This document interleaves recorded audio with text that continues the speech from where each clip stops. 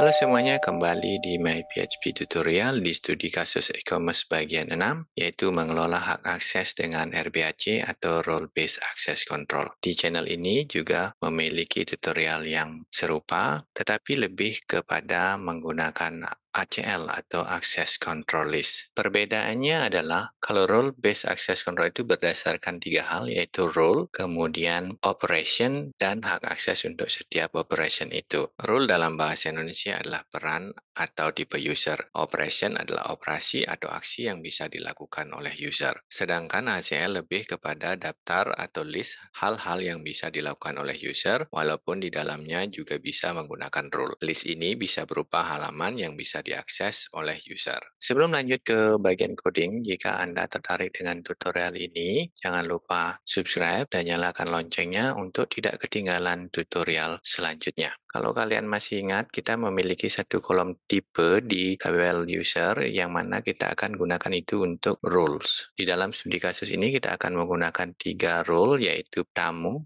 pembeli, dan admin. Untuk itu, pertama kita bikin folder yang namanya akses, kemudian kita bikin 3 file. Pertama adalah tamu.php, file kedua adalah pembeli.php, dan yang terakhir adalah file admin.php. Di dalam file tamu.php kita list semua operasi yang boleh dilakukan oleh tamu. Kita menggunakan return array di sini, kemudian misalnya aksesnya adalah halaman home, kita kasih true. Kalian juga bisa tulis false di sini. Tambahkan beberapa, misalnya lihat keranjang belanja, simpan order, kemudian bisa juga edit keranjang, login, dan logout misalnya. Kemudian di file pembeli memiliki hak akses dari tamu, kita require one tamunya, kemudian kita gunakan array merge. Parameter pertama adalah akses dari tamu, kemudian tambahkan hak akses dari pembeli, misalnya lihat pesanan. Di admin juga seperti itu, admin otomatis memiliki hak akses dari pembeli, maka kita aksesnya kita require once lagi ke file pembeli. Kemudian lagi kita menggunakan array merge dan tambahkan hak akses dari admin, misalnya tambah produk. Setelah itu, di bagian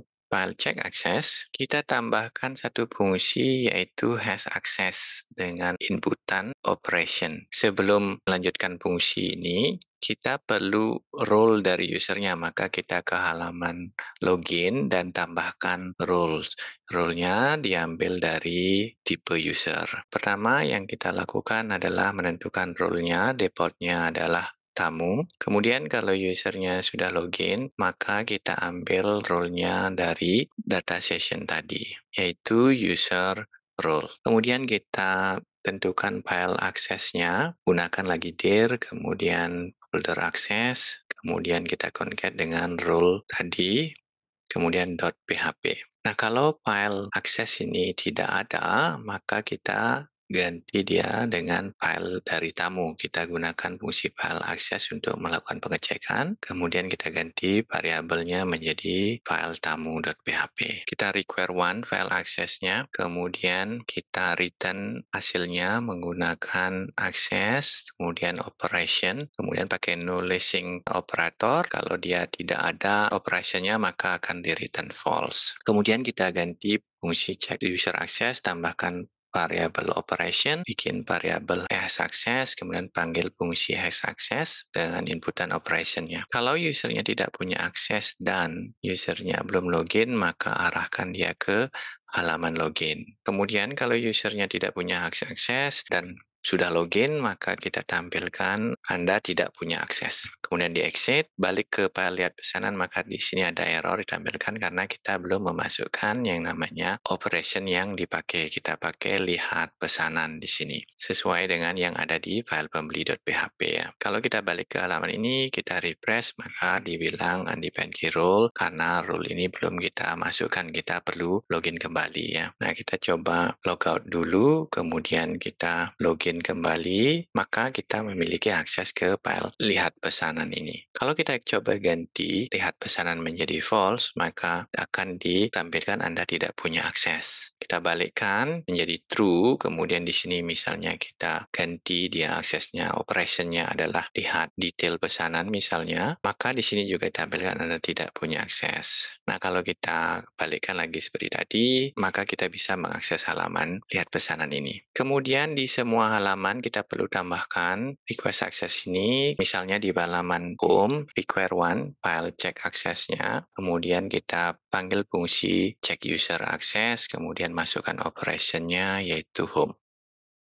Kalau kita kembali ke halaman home, maka kita boleh melakukannya. Kalau kita logout, juga boleh karena tamu boleh melakukannya. Kalau kita misalnya ganti home ini menjadi false, ya sebelum kita login, dan kita balik ke sini dan refresh, maka kita diminta untuk logins. Nah, kita coba ini balikan true, kemudian bikin contoh yang lebih bagus ya. Misalnya kita ke halaman lihat pesanan. Ya, kalau kita ke lihat pesanan, maka disuruh logins. Nah, saya coba login kembali, kemudian balik ke halaman lihat pesanan tadi, maka saya bisa melihatnya. Nah, misalnya saya logout di sini, saya refresh, maka disuruh saya login kembali. Selain itu, kita bisa menggunakan RBAC untuk menampilkan atau menyembunyikan bagian-bagian tertentu dari website. Misalnya, kita memiliki halaman daftar pesanan yang menunya kita tampilkan berdasarkan hak akses dari pengguna. Maka kita perlu memanggil fungsi has access, kemudian masukkan operasinya, misalnya lihat daftar pesanan,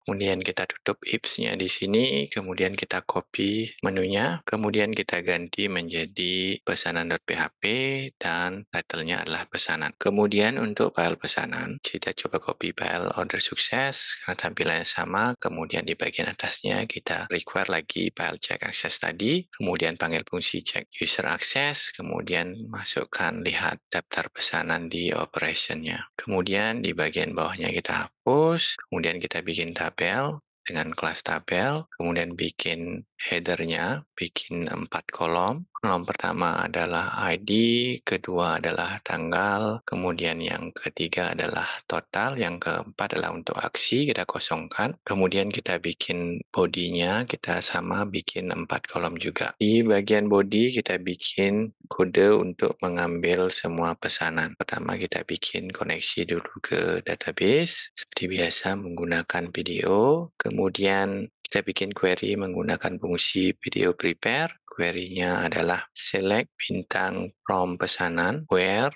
ID user sama dengan ID. Kemudian query-nya kita execute, kita masukkan ID-nya yaitu dari session user ID. Baru kita bikin while di sini yaitu pesanan sama dengan query batch. Kemudian tutupnya kita taruh di bagian paling bawah. Di kolom pertama kita tampilkan ID-nya seperti biasa menggunakan HTML entities.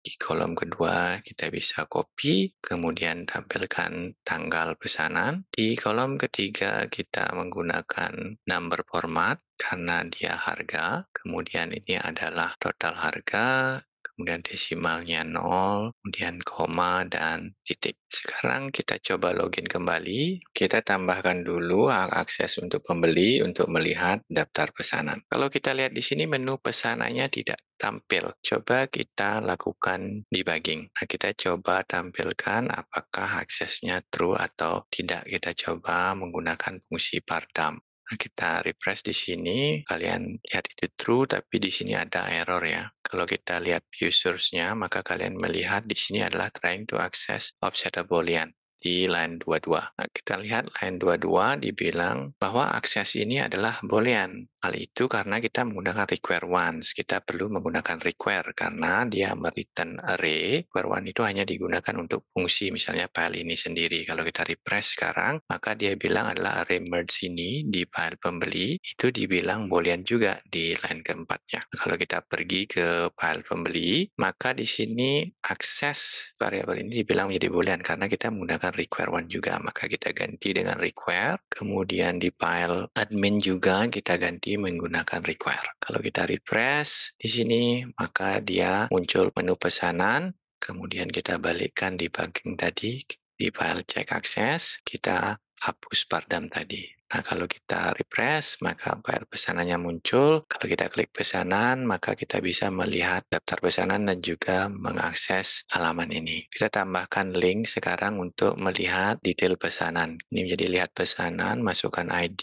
ID-nya kita copy saja dari sini. Kemudian labelnya adalah lihat. Kalau kita refresh, klik lihat, maka kita bisa melihat detail pesanan. Nah, hal-hal yang bisa kita lakukan adalah misalnya di bagian keranjang, kita bisa tidak menampilkan tombol update berdasarkan operation yang bisa diakses oleh user. Coba kita ke file keranjang. Pertama, kita requires once dulu file check access tadi.